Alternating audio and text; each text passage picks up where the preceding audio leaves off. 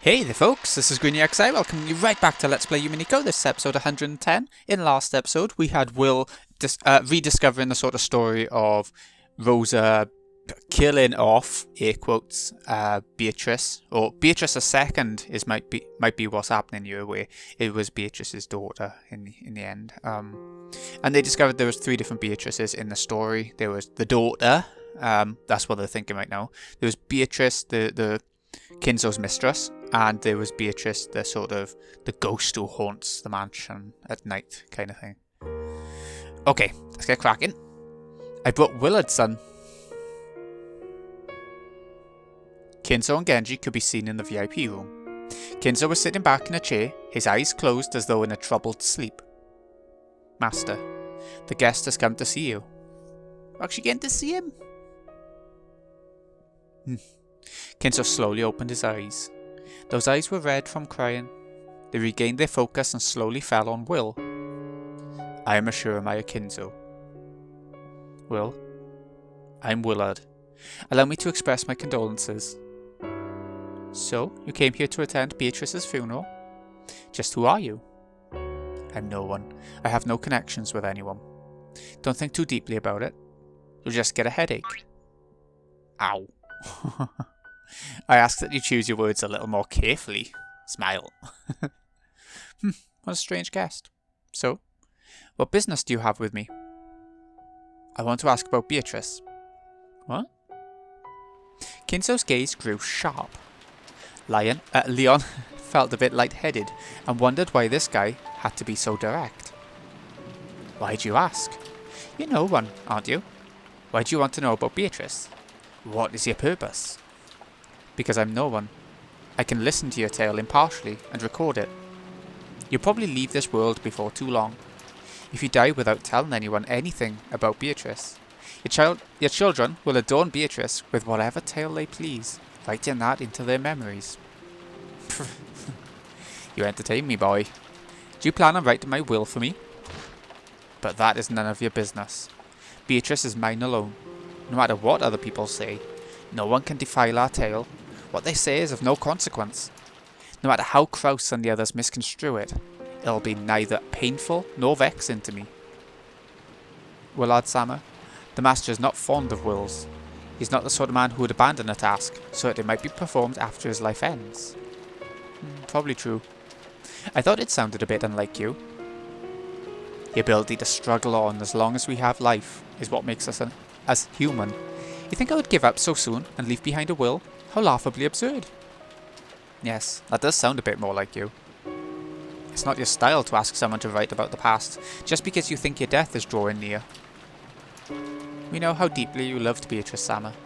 You are the model most worthy of respect that any of us know, and an example for us to follow in every aspect of our lives. Please guide our wandering souls and tell us just how much you loved her grandfather. How you were able to live through everything you faced because of her love. I only ask for you to guide us by showing us that love's strength. You're pretty good at this. It's your fault for being so tactless. Boy, what do you know of Beatrice? A truly ignorant person wouldn't even be interested in learning more. The mere fact that you know Beatrice's name shows that you are neither ignorant nor unconnected. Good point. The Beatrice I know of is the woman you loved, the one you met before the mansion on Rokkenjima was even built. However, she probably departed from this world, leaving behind a daughter. And that's the girl who was raised in Kuwadorian. Oh. Willard-sama, there's no building known as Kuwadorian on Rokkenjima. That name, Kuwadorian. You mentioned it when we were talking with Aunt Rosa too. What in the world does it mean?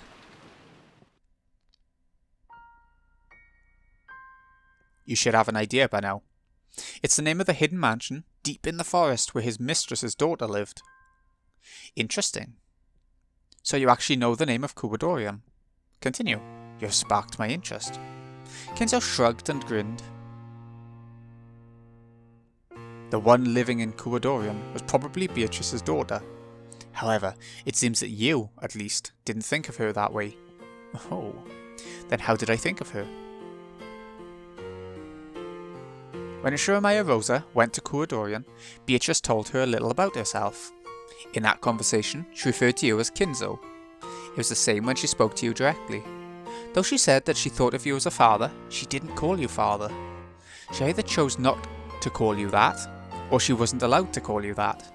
That can only mean one thing. And what might that be? Reincarnation. You didn't think of your daughter as a child Beatrice left behind. You believed that the dead Beatrice had revived into a new body. Genji, once in the past, you spoke in front of Natsui and several other family members, stating that there never was a child between Kinzo and Beatrice. I have no memory of saying this. Of course, this game's Genji probably wouldn't remember that. However, near the end of the first game, when the survivors had all gathered in Kinzo's study, Genji was asked whether Kinzo and Beatrice ever had a child together, and he denied it, saying, "I have not heard of anything like that." That may have been a lie, but in a way, it was a model answer for one of Kinzo's confidants. After all, in Kinzo's eyes, she... bold incoming! Important. Wasn't a daughter, but Beatrice reborn, in Kinzo's eyes. Will, I don't know what you're talking about, but I will not let you slander the family head. This isn't slander. It's reasoning. However, I understand the heart. In your eyes, Beatrice was the woman you loved most. She remained that way, even after death, for all eternity, and without fading in the slightest. I doubt you thought of her as Beatrice reborn at the moment of her birth. However, it wouldn't be strange if you slowly began to wonder whether that child, whose blue eyes and beautiful blonde hair reminded you of a younger Beatrice, might actually be Beatrice reborn. Master, shall I? Shall I drag this rude child out? Genji asked Kinzo. For a while, Kinzo hung his head in silence, as though remembering something from his own past. Your daughter grew to be beautiful, and nearly identical to her mother. You must have been ecstatic. However, I doubt you'd be completely satisfied by that alone. After all, though she was Beatrice reborn to you, she didn't think of herself that way. How can you know that? Whenever she was called Beatrice, she got this feeling she couldn't shake away, a feeling like something was out of place. People never feel anything out of place about the name they're given at the time of their birth. However, she did have that feeling. That must mean she was aware that the name Beatrice wasn't hers. In Kuwadorian, she asked both Kinzo and Rosa about who she was. Who am I? Everyone calls me Beatrice. And that does indeed seem to be the name of a great witch, as you say. But that isn't me. I cannot use any magic. I simply have the soul of that witch sealed inside my body. Her memory would have returned eventually. She must truly have been Beatrice reborn. Her memory was coming back bit by bit. My magical ceremonies were helping her regain her memories one little bit at a time. Head-Sama? There's no need to be surprised. If you line up the information in all the games so far, this is the obvious answer you get. The high-level Beatrice talked about this. By metaphor, she said that Kinzo refused to let the witch's soul escape even after death, and instead caught it and locked it up in a body of flesh. She also said that her power and memory had been sealed. If you match that interpretation of hers to this theory, it all makes sense. Willard-sama, thanks to powerful magic ceremonies, the master gained a reborn child of the dead Beatrice-sama. That cannot be denied. I won't deny the stalk, and I don't intend to doubt the depths of Kinzo's love for this woman called Beatrice.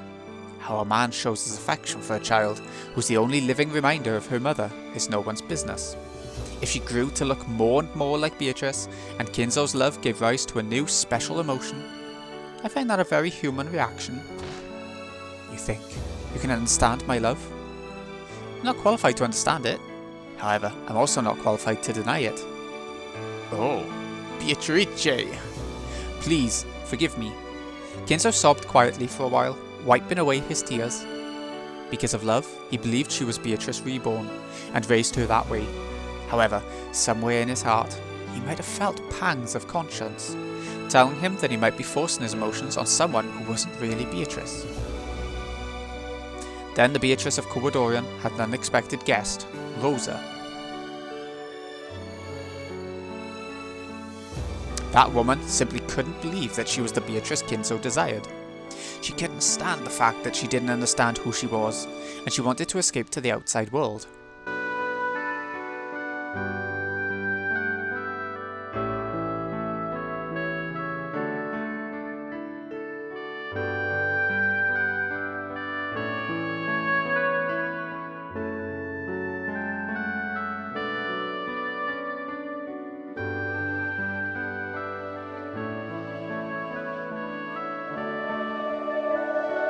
That was interesting. He was showing the path before she fell, and when she fell. Then, she fell from the cliff and died. Genji handled that death, which couldn't become public knowledge, very quietly. Funerals aren't for the dead. They exist so that those who are alive can sever their ties with the dead. You could never do that. That's why it festered within you, Beatrice. Oh, grandfather. You lost your mistress's daughter. No, you lost Beatrice twice. Yeah. Unable to let that sorrow show on the outside, you kept it locked up in your heart. And it eventually festered and turned to madness. That's what spurred on your abnormally strong interest in the occult in your later years. Oh, Beatrice, Beatrice. Why? Why did you leave me twice? Your smile, that beautiful hair, those eyes. Why did you die in my arms not once but twice? Is that how much you... Oh. By now, Kinzo wasn't even trying to suppress his sobs. He sometimes scratched at his head in anguish, sometimes faced the heavens like an opera singer. Kinzo yelled over and over again, repeating Beatrice's name.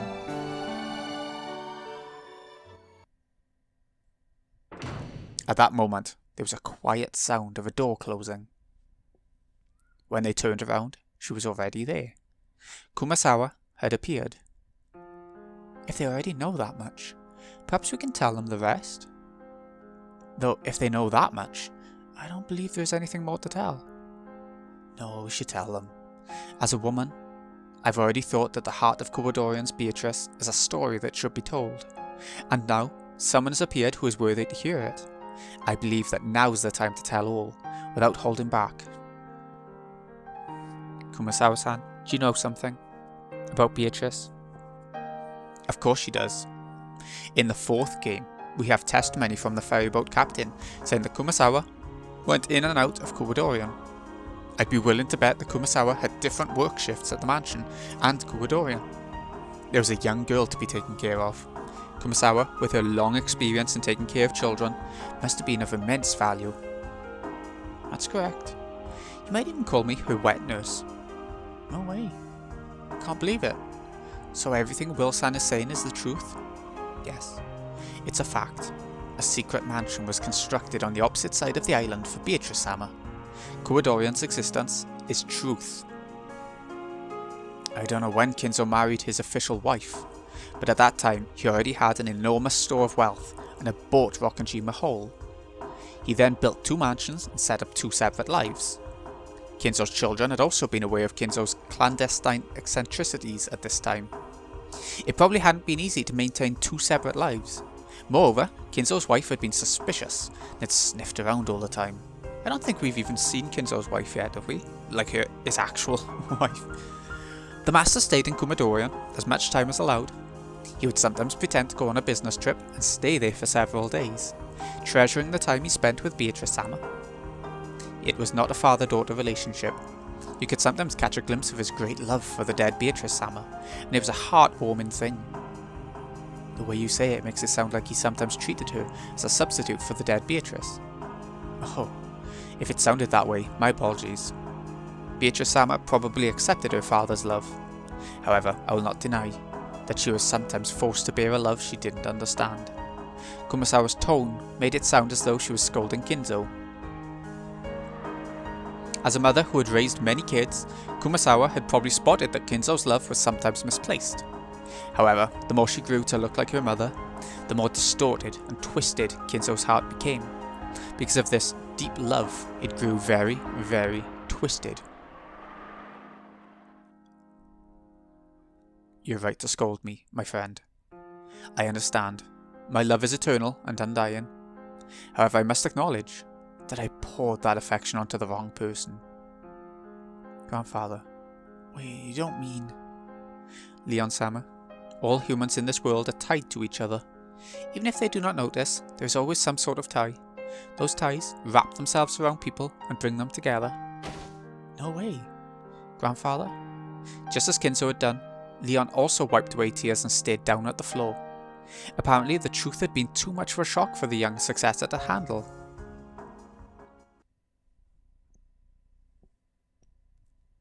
Master, the time to speak has arrived, has it not? I see. So that time has come, my friend. Unless you tell us, none of the truth will become clear. Master, I believe they may have the qualifications and the right to know. I know. Perhaps on this day of my fickle funeral, Beatrice in heaven has given me a chance to atone. Forgive me for not telling you this before now. After taking a deep breath, Kinzo finally lowered the hands that had been covering his face and looked at Will and Leon with those red eyes. Grandfather. You listen too, Leon. Guest. Willard, was it? Yeah. I thank you for giving me a chance to speak of the truth while I'm still able. You must surely be a messenger from heaven sent by Beatrice. You have my gratitude. Beatrice isn't the one you have to thank. It was just a witch. Well, I guess they're both witches. I do not care who it was. I've been given a chance. That's enough. Thank you, Willard. Kinzo slowly stood up and held out his right hand. He was offering to shake hands. It must have been Kinzo's way of expressing his gratitude. Will responded. Then the two hands gripped each other tightly in silence. Bloody hell, Kinzo's being half nice.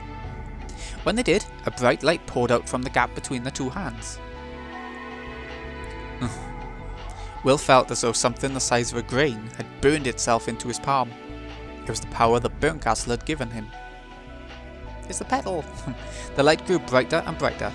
However, it seemed that Kinzo and the others couldn't see it. Now, I will speak. I met Beatrice Castiglione, just before the end of the war. She came from across the sea. Here we go. Oh, this is going to be a good part. Been wanting this sort of information since the start of the game.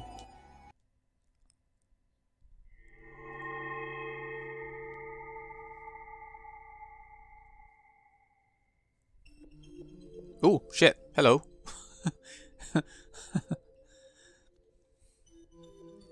Are you Kinzo? Bloody hell, he looks different. It's how Grandfather looked in the past. I've seen photos. Just what on earth? It's the theatre-going power that Burncastle gave me. Don't try to understand. I'll just get a headache. He knows. You're getting the hang of this. At one time, Genji told Battler that he looked like Kinzo in his youth. Sure enough, though the young Kinzo wasn't exactly the same as Battler, they looked very similar. Allow me to introduce myself again. I'm Ashuramae Kinzo. Grandfather. Even the voice seemed to resemble Battler's somehow.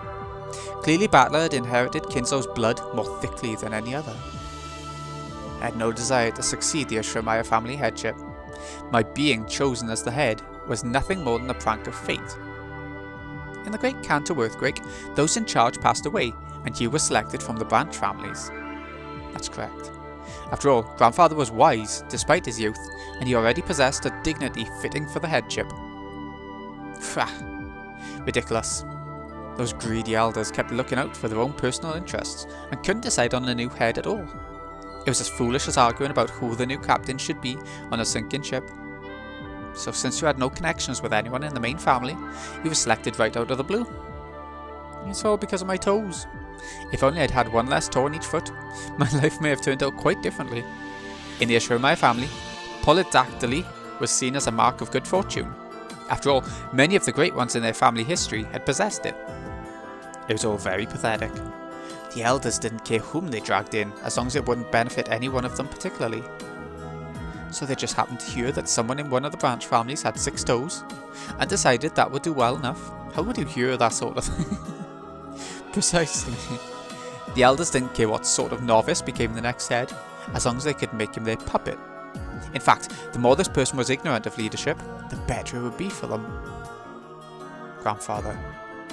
Leon, it's quite different in your case. You will be the one who inherits everything I have. That's the fate you were granted on the day of your birth. That's why I gave you that silver ring and raised you so strictly. You're quite different from me. You are already a splendid successor of whom no one could be ashamed. Yes, sir. A puppet for a head? I doubt that could have been easy. As he pondered about where to begin, Kinzo laughed bitterly. It would probably bring back painful memories no matter where he started from. It lasted for so long, that span of grey days, that dizzying stretch of time I spent dead, like moss growing on a rock. I became the rope in the tug-of-war between the elders, who thought of nothing but their own profit, and I probably could have snapped at any moment. However, people are far more resilient than one would think. Though I spent so many days as though I had been killed, I was not killed, so I was forced to search for death on my own.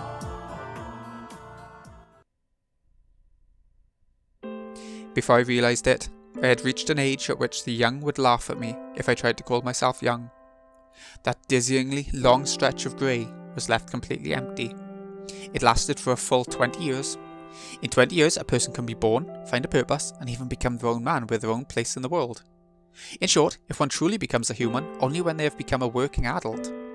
Then I spent a period of time long enough to create a human, doing nothing but playing the part of those greedy elders' puppet.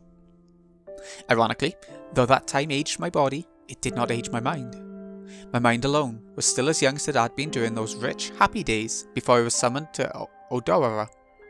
And yet, my body alone grew older and older. Eventually, the vast gap between the two reached almost incomprehensible levels, so I could hardly believe that the worn-out man in the mirror was really me. No, it really wasn't me. The head of the Ashiramaya family was just a name. It had no power. It didn't require that I have any independence. There was no need for me to get involved with anything. I was just a doll, sitting there on the doll rack, gathering dust. I remember nothing but lazily flipping through Western books I liked, locking myself up inside my own world, doing nothing but playing with roses and drinking terrible drinks. And it lasted a full 20 years. Before I knew it, I suddenly had a wife I did not know. It wasn't any wife I had chosen. It was the daughter of some noble family that the elders had chosen and forced on me for their own reasons. But that did not matter to me. I did not love my wife, but neither did I dislike her. I just didn't care. I fathered a few children, but that wasn't out of love for my wife. They were just born before I knew it. That's all there was to it. None of it mattered. No, that's not quite right. Everything was decided by someone other than me, and I simply obeyed. That was the job of the Ashiramaya family head. Yes, on some level I did feel as though I was being slowly and quietly killed. I can't believe it. To think that you, the one who has been praised for being such a bold and wise ruler, lived life like that for so long. Leon, there's nothing so long and faint as a life you did not live for yourself, and yet it slides on by in the blink of an eye. Do not forget this. A life you live for yourself. Living means having your own will. You probably were dead during that time. Precisely. I wanted to live. No, I wanted to die. How can a puppet die? By cutting the strings. Correct. That would be death, and it would also be life, since it would mean being free. Before I realised it, trouble was brewing in the world. World War II, the Pacific War. Japan had extended their war fronts too far to the east and west, and the tide of war was changing. Thanks to the influence of the elders, I was able to avoid conscription. Of course, this was not out of compassion for me. It was because I was their precious puppet, so the war never really felt that close to me.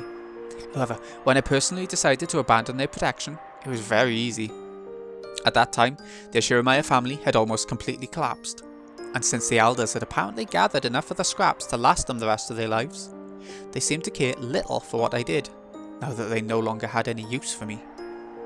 So I realised that I had finally found my time to die. One by one, I cut the threads I was hanging from, and began to search for a place to end my life. So you searched for death on the battlefield? I thought that if I was going to die anyway, I should try to be of some use to my country. No, that's a lie. I probably just lacked the willpower to end my own life. War was a suitable excuse for death. I heard that grandfather had knowledge necessary for public works projects and construction, so he was tasked with setting up facilities for the Navy construction team.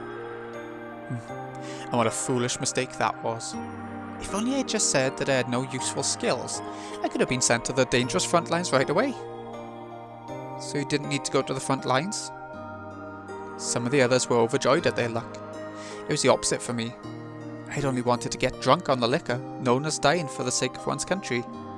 The US planes did nothing but cut across the skies of that forgotten island.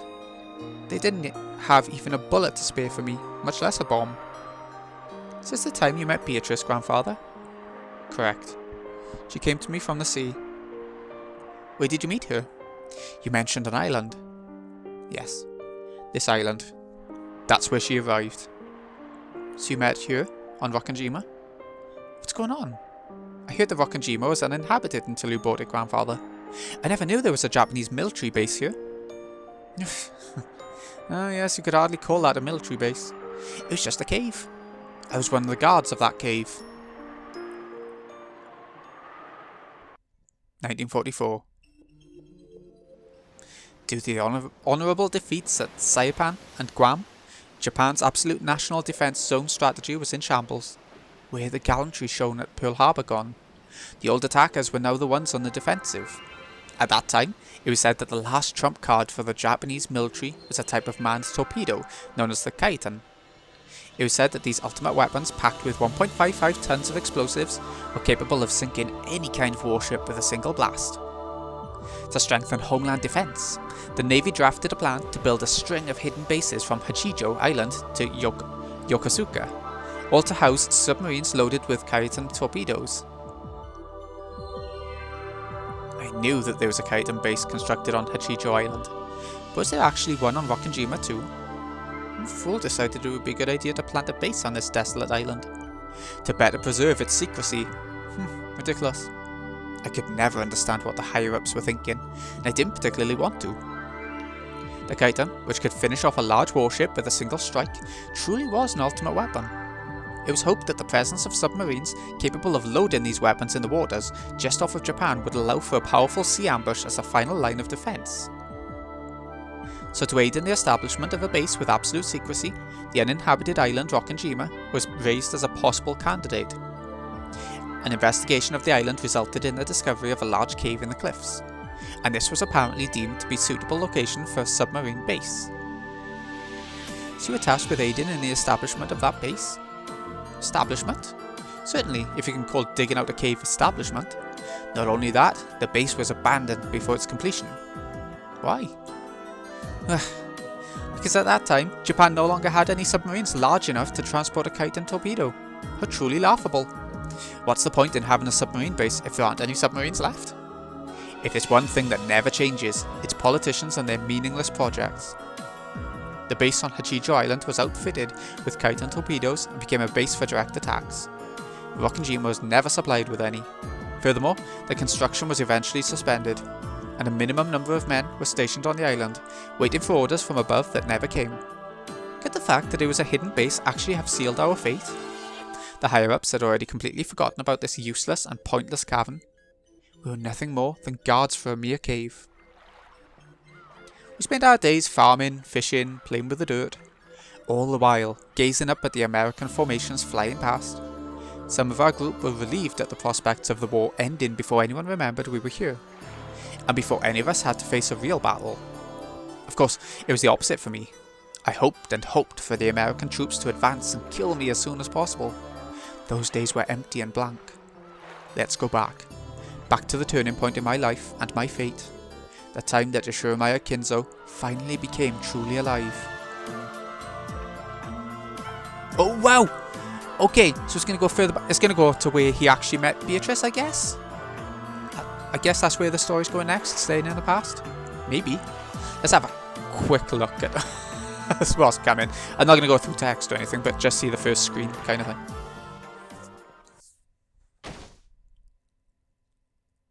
What? Don't know. Okay, we'll leave it there then. So, this has been GreenyXI. Hope you've enjoyed. Thank you so much for watching. I'll see you again in a bit when we carry on with the story. I'm really liking this arc so far. It's such a breath of fresh air. It's actually giving a lot of answers, you know, as the answer arcs. Who knew that could happen? It's it's so nice, and it's so nice to have some new characters to be, you know, your eyes, and it's so nice to have Kinzo actually tell you all of the information instead of being stuffed in his room, really hiding away all the information that he has. Anyways, thanks again for watching, folks. See you again in a bit. Oh, hold on. I wanted to show you something. If we look at Leon by you, the first child of Kraus and Tsui, Jessica is their second child, so he's the older child, yeah? Was given the silver ring success to their trip and will succeed the position of family head upon turning 20, we know this. Mild, polite, and without any clear faults, except for being too young. Leon is a more suitable successor than anyone else and is adored by Kinzo, so Kinzo loves him so much. We've seen at the end even shouting at him or being a twat to him like he is to everyone else. If you have a look for Will, is Will even there? I don't think he is. I just want to show off like the newer characters a bit by you. Willard. Okay, so he's a member of the SSVD, the 8th District Repentance, Enforcement Agency of the Great Court of Heaven, an Inquisitor of Heresy, and a first-class Archbishop. He's commonly known as Rite of the 20 Wedges, or Wizard Hunting Rite. He was an ace Inquisitor of Heresy in his youth, feared for being both ruthless and merciless in his work. However, at some point there was a change in his work attitude, and his previous flashy escapades became a thing of the past. His current style is often fickle, alternating between laziness and obsessive bursts of energy regarding mere trifles. By now, everyone has given up trying to understand him. He's already filed his resignation and had it accepted. Only a few days remain before he'll lose the name of Wright. But yet he's doing this for Booncastle and all. So. Okay, that's all I wanted to show off, just to see the new characters. Notice there's a gap in between Rosa and Maria. I don't know what that's representing, or maybe it's because Rosa's just not with anyone, you know, all the others are couples and she just ain't with anyone, so it's a gap. I don't know. Anyways, thanks again for watching, folks. See you again in a bit.